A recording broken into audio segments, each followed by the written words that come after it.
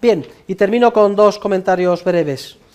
Uno es que el poder adquisitivo de la unidad monetaria en una economía de mercado pues está continuamente variando, y que esas variaciones pueden tener su origen en el lado monetario o en el lado real.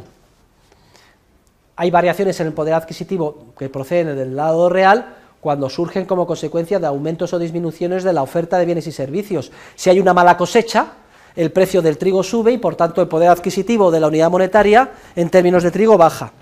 Pero las variaciones más distorsionadoras que se producen del poder adquisitivo son las que tienen su origen en el lado monetario, es decir, cuando aumenta la cantidad de dinero o disminuye la cantidad de dinero en circulación. Y esto nos permite introducir dos conceptos, el concepto de inflación y el concepto de deflación. Se llama inflación al aumento de la cantidad de dinero que se ofrece en el mercado, y que a igualdad de circunstancias da lugar a una disminución del poder adquisitivo. Digo a igualdad de circunstancias. Y la deflación es lo contrario, se llama deflación a una disminución de la cantidad de dinero que se ofrece en el mercado, y que a igualdad de circunstancias da lugar a un aumento del poder adquisitivo, es decir, a una bajada de los precios. En una economía de mercado siempre el poder adquisitivo del dinero está cambiando, pero son cambios graduales, en todos los sentidos, pequeños, fácilmente previsibles.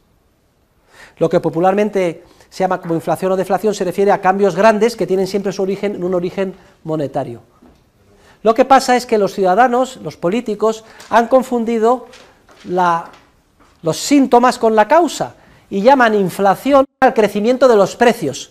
Y eso es un error. Científicamente la inflación no es el crecimiento de los precios, sino el crecimiento de la cantidad de dinero, que sí da lugar, a igualdad de circunstancias, a una bajada del poder adquisitivo, es decir, a una subida de los precios, pero no siempre. ¿Por qué a los políticos les gusta que los ciudadanos crean que la inflación es la subida de los precios? Muy sencillo, porque cuando se hace el IPC y se dice, este mes ha subido mucho la inflación, un 2%, ¿y qué dice la televisión? ¿Saben ustedes quién tiene la culpa? ¡El pollo! Los cines, que los muy cabrones de los del pollo han subido el pollo y las patatas, serán sinvergüenzas, y todos los ciudadanos sus ideas, la verdad, joder, cabrones los del pollo, el taxi, el cine, que están subiendo los precios. Les viene muy bien a los políticos, porque las iras populares se llevan erróneamente hacia cabezas de turco que nada tienen que ver con el problema. Si conserváramos el concepto científico de inflación, veríamos que la inflación es el aumento de la cantidad de dinero. ¿Y quién es el responsable del aumento de la cantidad de dinero? Hoy en día, las autoridades y los gobiernos. Son ellos los únicos responsables de la disminución del poder adquisitivo de la unidad monetaria. Lo que pasa es que ocultan esa responsabilidad a la ciudadanía, prostituyendo, corrompiendo el concepto de inflación, redefiniéndolo como un aumento de los precios y echando la culpa a unos supuestos agentes que nada tienen que ver con el proceso. Los que hacen el pollo, los que producen pollo, los que producen patatas, etcétera.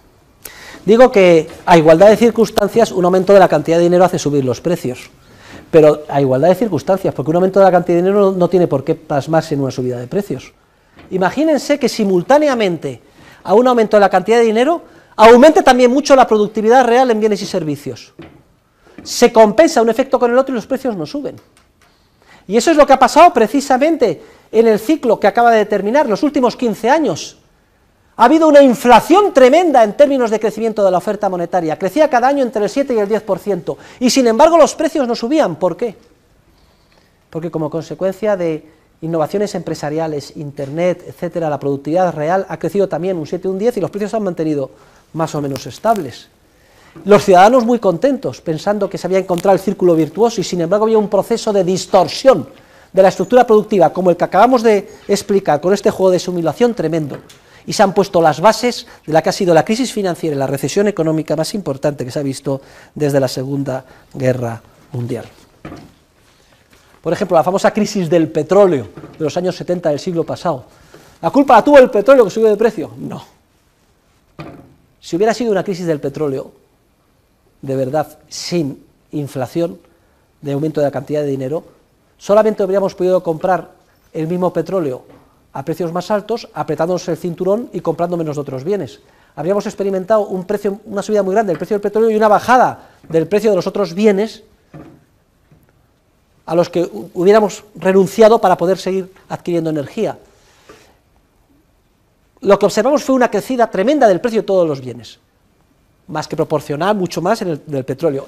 Esto es una indicación, cuando todos los precios en mayor o menor medida suben, de que lo que está habiendo es un aumento de la cantidad de dinero enorme en el sistema, una mutación por el lado monetario, y los responsables son las autoridades monetarias y los gobiernos.